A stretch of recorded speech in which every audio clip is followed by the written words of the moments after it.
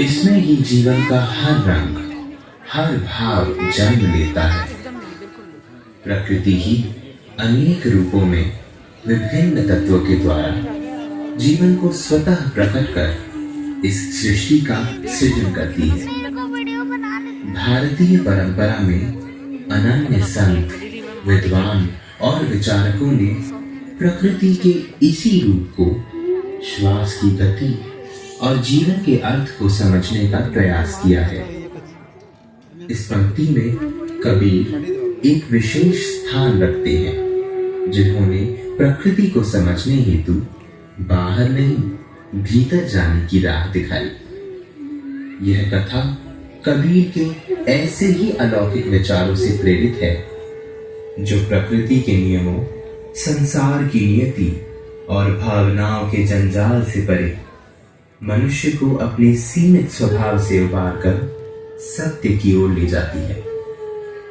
आत्मरंजन के अनुभव से सजी यह कथा मानवीय भाव, स्नेह, प्रेम, वात्सल्य, वियोग और मिलन की आकांक्षा के विभिन्न आयामों को प्रस्तुत कर हमें यह विबोध कराती है कि सत्य की खोज भीतर से शुरू होती है।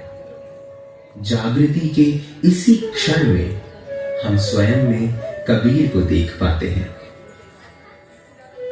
तो आइए संगीत की सुर लहरियों से रंजित और नृत्य की भाव भंगिमाओं से परिपूर्ण प्रकृति के रूप में ढली इस नृत्य नाटिका को आरंभ करते हैं।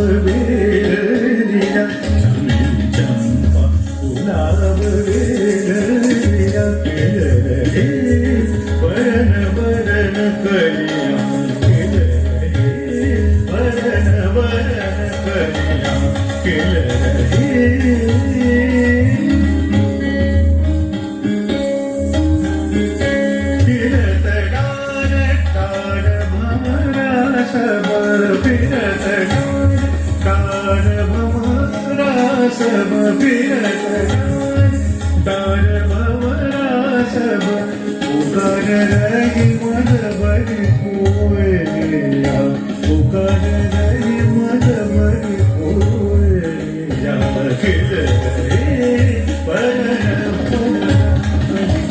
खिल रहे।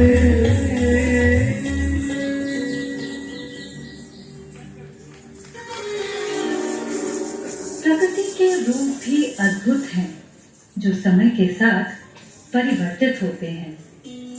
दिन ढलता है, सूर्य का प्रकाश मंद पड़ता है, पक्षी अपने बसेरों की ओर लौट जाते हैं और प्रकृति एक नई शांति में उतर आती है। इसी क्षण उभरता है चंद्रमा अपनी शीतल सौम्य आभा के साथ और अपने संग लाता है सांझ। सांझ केवल प्रहर का रूप नहीं, वह मौन है, गंभीर है, मानो किसी अनकही खोज में डूबी हुई गहराई हो। उसकी शांति में प्रश्न है और स्थिरता में रहस्य।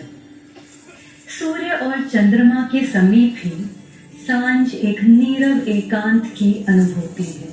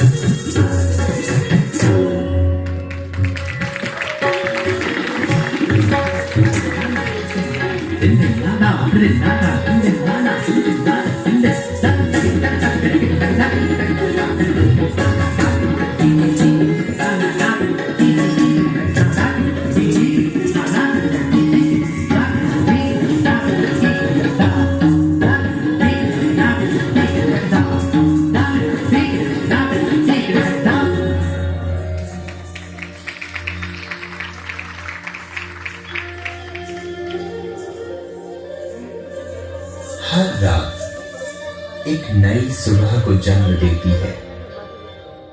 अंधकार चाहे कितना भी गहरा क्यों न हो, क्षितिज पर अंततः प्रकाश का उदय होता है। इसी विश्वास का स्वरूप है भोर। भोर केवल प्रकाश नहीं, अपने साथ जीवन की नई संभावनाएं जागृत करती है। उसकी हर किरण में उत्साह है, हर रंग में उल्लास है, जो समस्त संसार को ऊर्जा और चेतना से भर देता है।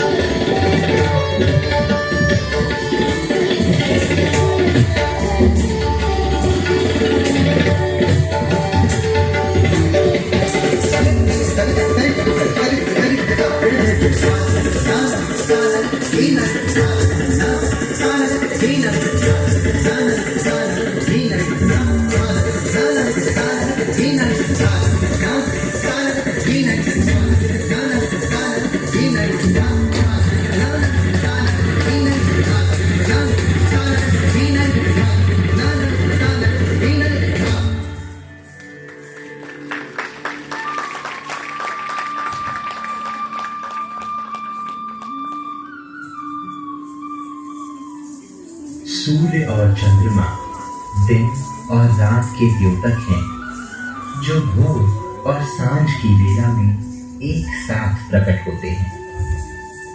वे इन दोनों के स्वभाव को भली भांति देखते हैं, जानते हैं और अक्सर भोर के रंग भरे रोचक किस्से सांझ को बता उसके गहन एकांत को भंग करने का प्रयास करते हैं।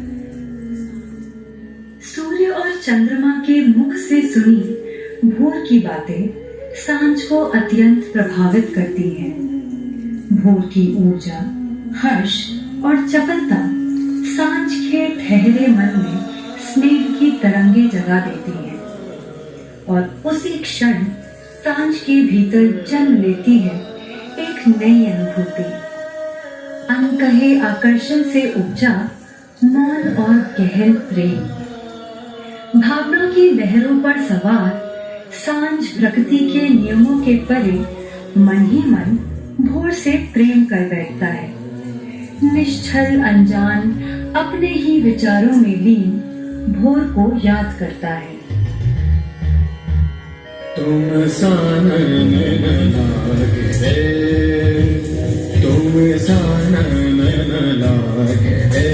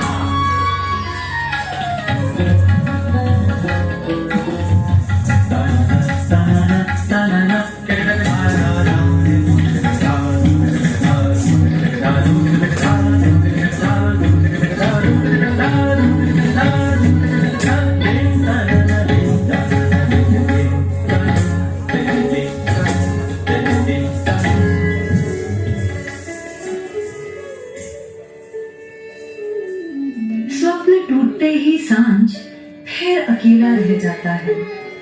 यही जीवन का सत्य है। मिलन और वियोग सहचारी है, पर उसे विश्वास नहीं होता कि भोर का आभास केवल एक स्वप्न था। उसे लगता है मानो भोर अब भी उसके आसपास है। जितनी दृश्य उतनी अगोचर। प्रत्येक प्रेम की कसौटी उसकी अधूरी राह में ही छिपी होती है। यह समझकर वह तुरंत भोर को खोजने निकल जाता है।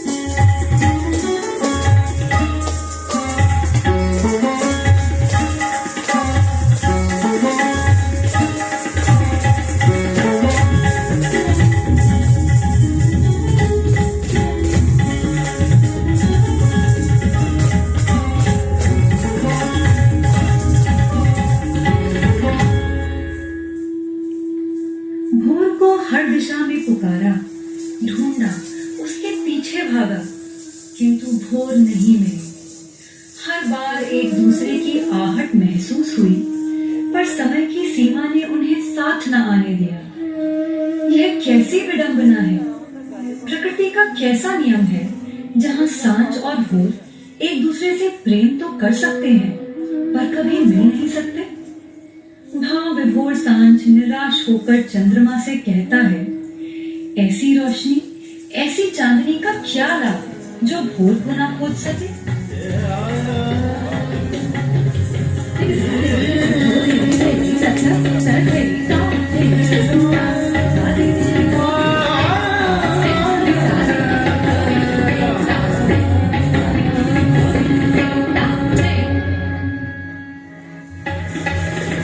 कैसे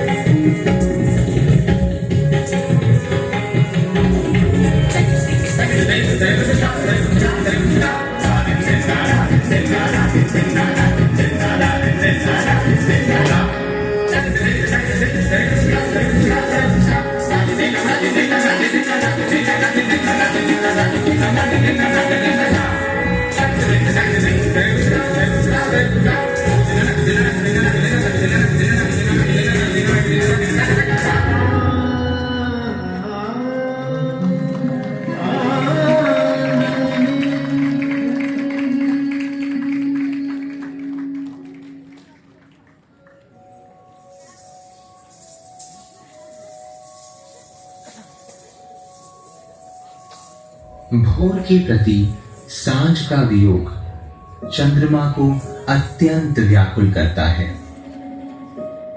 वह उसे समझाता है, मनाता है, पर जब सभी प्रयास विफल सिद्ध होते हैं, तब वह सांझ से कहता है, यदि मिलन संभव नहीं तो भोर को शीघ्र एक पत्र लिख भेजो। मान जा मोरे कहे को, मान जा मोरे कहे को, मान जा मोरे कहे को। मनवा तुम हटिले झूठे, मनवा तुम हटिले झूठे, काहे ना मानो हमारी बतिया। मान जा मोरे कहे को, मान जा मोरे कहे को। जो मैं मानूं तोरी बतिया,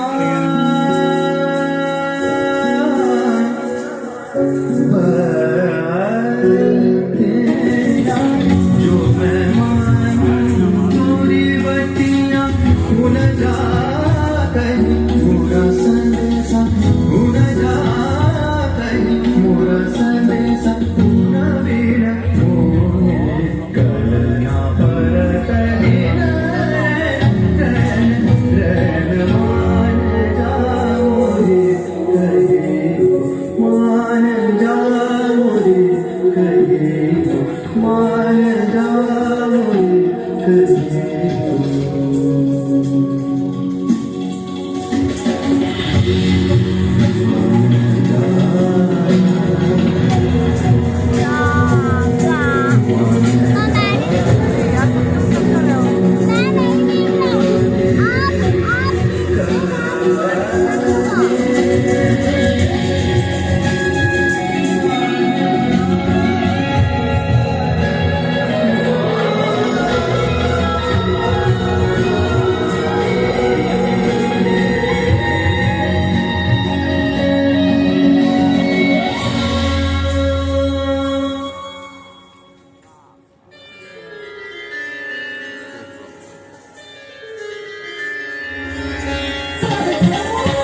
बसंत आए मनवाई ऋतु बसंत आए, मनवाई ऋतु बसंत आए, मनवाई ऋतु बसंत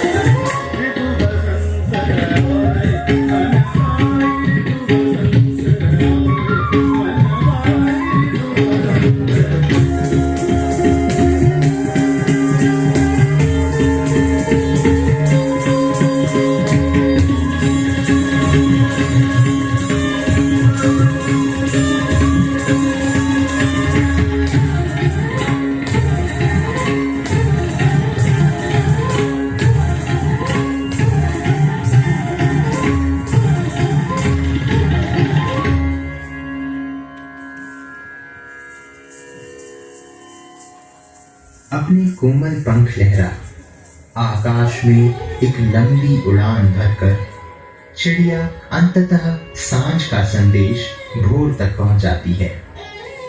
इधर मिलन के वियोग में भोर से भेंट करने को आतुर सांझ उसके संदेश की राह देखता है। विरह और व्यथा से व्याकुल इस असहनीय दूरी पर स्वयं के भाग्य पर दुखी होता है।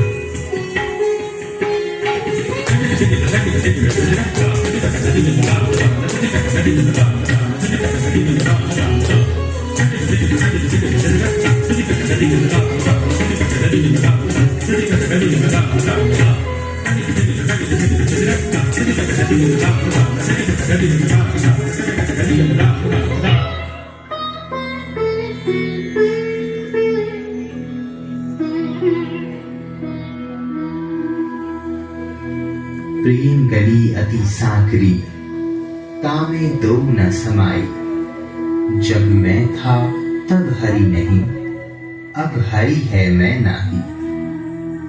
कबीर की वाणी यह स्पष्ट करती है कि प्रेम की राह पर दो नहीं एक बनकर ही चला जा सकता है।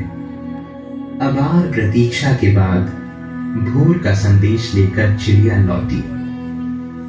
संदेश के स्थान पर दर्पण पाकर सांझ विस्मित हुआ, पर जब उसने दर्पण में झांका तो सारे उत्तर स्वतः प्रकट हो गए।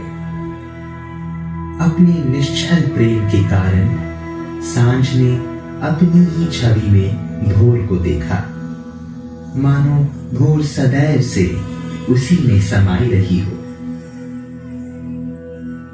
जैसे मृत तृष्णा की नाभि में कस्तूरी का वास होता है, पर वह उसकी खोज में वन वन भटकता रहता है, ठीक उसी प्रकार प्रेम, सत्य और सद्गुण हमारे भीतर ही निवास करते हैं। आवश्यकता है बस उन्हें अपने भीतर पूर्ण निष्ठा से खोजने की, स्वयं को समझने की और अडिग होकर उस राह पर चलने की जहां प्रेम ही साधना बन जाता है।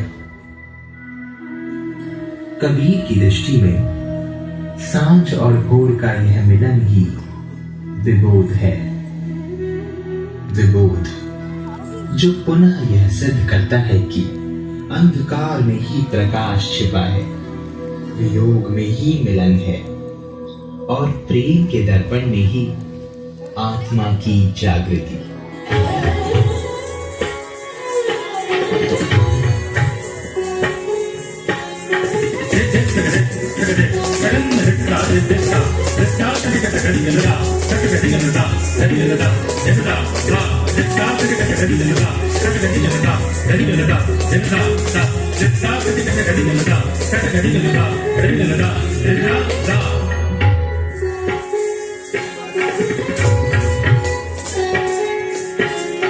Dim dim, de na, dim ta de na, dim dim, de na.